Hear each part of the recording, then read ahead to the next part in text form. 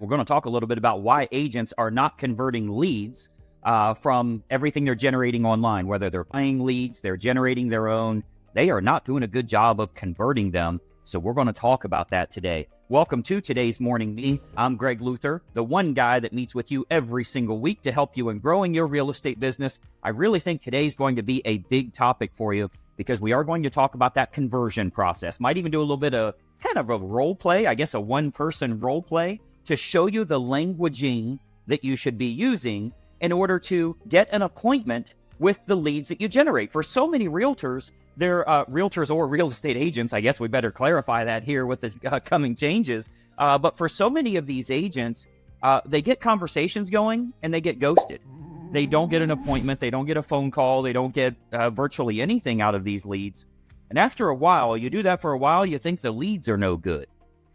It might be your approach. Today, I want to show you a better approach. I'm going to give you 3 different options that you can utilize.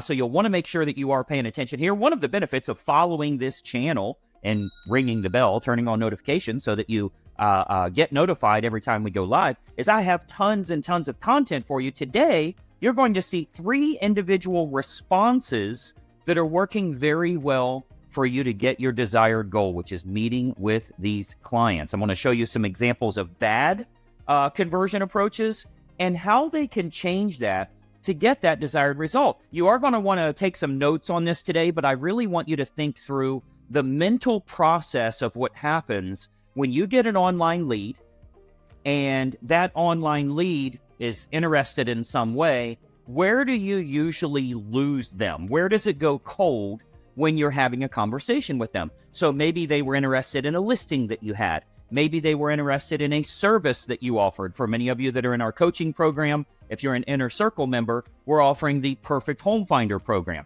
Get access to unlisted and pre-market homes before they ever hit the open market. Of course, we have the marketing ability to go out and find those properties. These are not pocket listings because the seller did not agree to list it with us. They agreed to pay us if we sell it to that buyer. It's not a listing at all. So there is no listing that's being hidden, but we can find properties. A for sale by owner is an example that's not listed. We can find homeowners that don't have a sign in their yard at all because we have the good marketing to generate that business. Now, what I want you to think about here is, where do you customarily lose that prospect? I want you to think back to all of the leads you've generated, whether it's Zillow, Realtor.com, Trulia, your brokerage gave you some, you got some from your website, Commissions Inc., whatever it is. Whenever you get these leads, even if you can engage them in a conversation, let's say it's email back and forth or it's text message back and forth, where do you usually see them drop off? Somebody let me know in the comments here. In the comments, let me know, where do you usually see them drop off? So we had a conversation. Yeah, I can get you access to unlisted homes. Is this something you'd be interested in? Yeah, that sounds great. That's exactly what I'm looking for. Okay, great. When would be a good time for us to talk on the phone so I can get you started? That's where you usually lose them. Do we all agree with that? When you ask for an appointment, whether it's over the phone or face-to-face, that's when you lose them. Well, I want you to think about why that is. Put yourself in the prospect's shoes for a minute here. They're trying to get information on the internet. They're not trying to meet with you. They don't want to get to know you. They don't care what you have to offer. They're looking for houses, not people. They're looking for homes, not representation. I mean, you got to think about this for a minute, because I'll show you how we'll meet with them. But you have to understand that great conversation back and forth and back and forth and back and forth. And as soon as you say, can we talk on the phone? They disappear. That does not mean they're not motivated. That means they don't want to do what you're trying to do, which is to close them, because it feels like you're closing them.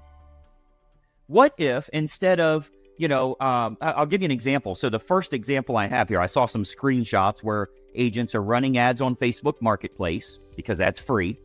And of course, the button that the buyer clicks, they have to click a button to start a conversation in Facebook Messenger. And the button automatically says, is this still available? So when they click the button, you get a message that just says, is this still available? Now, a lot of agents are like, why does everybody say, is this still available? And then I never hear from them again. They just clicked the button, but then they didn't like your response. So the worst response I've seen, is this still available? Yes, would you like to see it? That's literally what an agent said. Wonders why hey, would you like to sleep with me? As soon as you see somebody in a bar, probably a bad idea. So when someone just says, is it still available? In reality, that may not be the question they have about that house, but they have to open the dialogue for you to say, yes, would you like to come meet me? Yes, would you like to see it? Yes, when's a good time for you to see the home? You're closing way too hard. I want you to be helpful for these prospects, but I want it to almost seem like an inconvenience, but you really want to help. I don't really have time to do this, but I'd love to help you guys.